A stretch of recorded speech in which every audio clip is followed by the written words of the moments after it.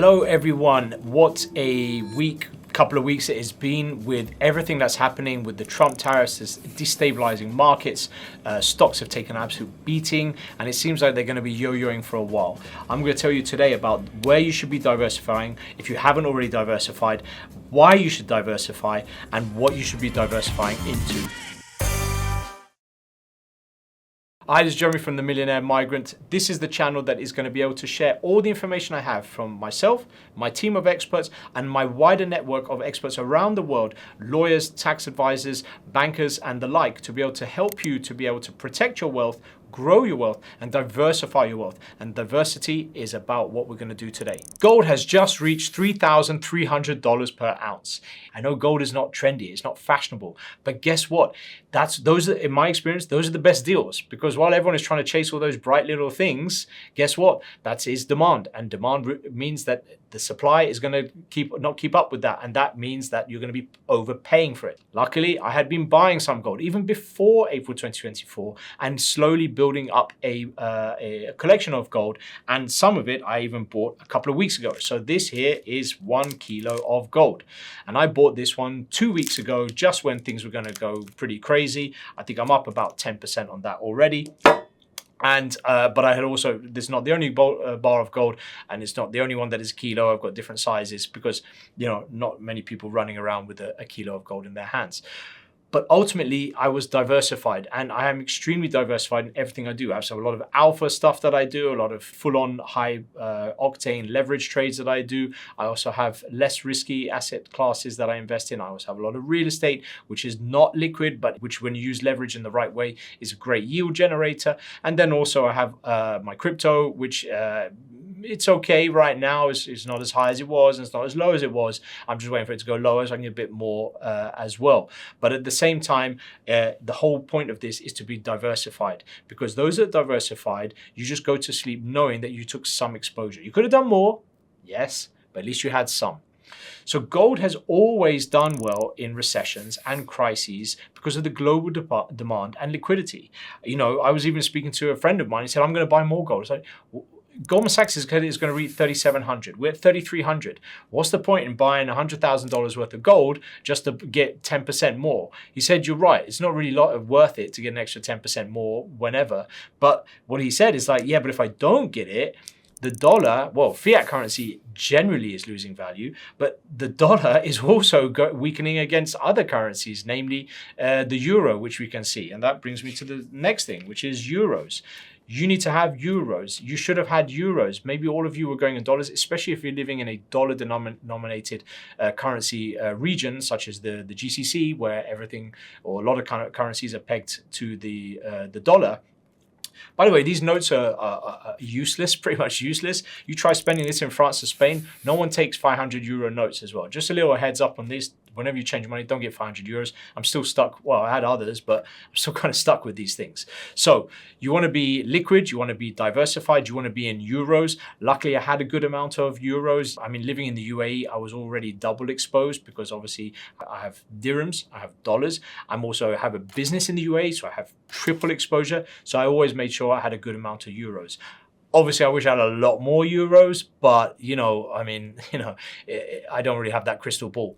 Now, if we look at how the euro is performing, it's gone up, it's going to go even higher. But at the same time, as some of my useful contacts have been telling me recently, is like, you don't really want to have too much euros, because at the end of the day, you need to be in very liquid markets. To give you a case in point, the entire economy, the GDP of Germany is 2.5 trillion. Which is roughly the same as the value or the economy of Microsoft.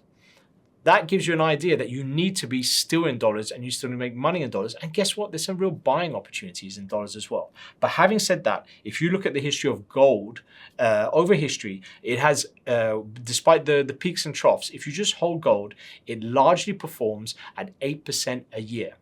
Which, while we're running around, scratching around, trying to buy property and trying to get a 5% return, a 6% return, which I did when I first started out, and now I do a lot higher than this, just knowing you had something there that's going up is at 8% on average. Why wouldn't you take more gold? Now, you can also do government bonds, but you can see the treasuries have taken a beating. I know that a lot of people use it because it's seen as a store of value or something that you can have with a low risk of default. But we saw what happened last week. It just got really crazy, and that's largely why Trump just put a 90-day pause on it. So I would say that bonds, whether it's the German bonds or any other bonds, me personally, I kind of like GCC bonds because what I have realized is that you're getting countries with a very high yield on their bonds. So I'm talking about your Bahrains, your Omans, and so on, because they are not at the highest credit rating. But what I like about it is they get the upside of the yield, but they have the downside protection because largely the feeling is that the GCC is a brotherhood that will look after each other. So you have also downside protection. This is just my own personal feeling. Now, the main takeaway for this is get yourself some gold, get yourself some euros, get yourself across everything. I have heard too many people, even had a call with a guy yesterday, and all he wanted to do, despite we talk about real estate, or about golds, or euros, he just wanted to talk about XRP. What are you doing? Go back in time and understand that one of the main reasons why people do crypto, ask yourself, why did you do it? And most people say because it's cool. And if it's cool, people want to do cool stuff. And you don't make money in cool stuff. You do make money in boring stuff like uranium and natural resources and silver and boring stuff. That's where you make your money.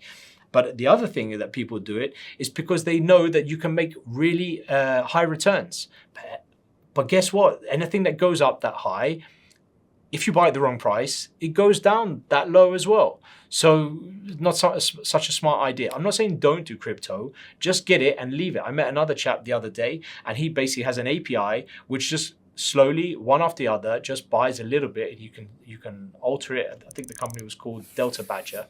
And it just buys Bitcoin for you and you preset when you want it to buy, and then you just leave it, you fire and you forget, you don't worry about it, and you just dollar cost average all the way out. So that's another thing that I would say, because ultimately, as long as you've got a bit of everything, you won't lose sleep or saying you missed that boat, but you need to have a bit of everything. So, and too many people are just in crypto. Why? Because they think short term, and real estate is long term, gold is long term, and at the end of the day, you need to have cash. You definitely need to have cash. Why? Because the buying opportunity will be there, and if you didn't have it, you'd miss that buying opportunity in the first place. So this is it. Diversify, diversify, diversify. And this could be not just in terms of diversification, but also having another residency, because you need to be in another residency. I tried to open a bank account in one country recently, and they didn't accept UAE residency. Thank God I had another residency, otherwise I wouldn't be able to open that bank account. So again, and I tried in COVID, I was in one country trying to get back. They wouldn't let anyone because I was British, but my family was in Europe. Guess what? I had a second passport. I had a European passport. I even had a European residency as well. Again, diversification.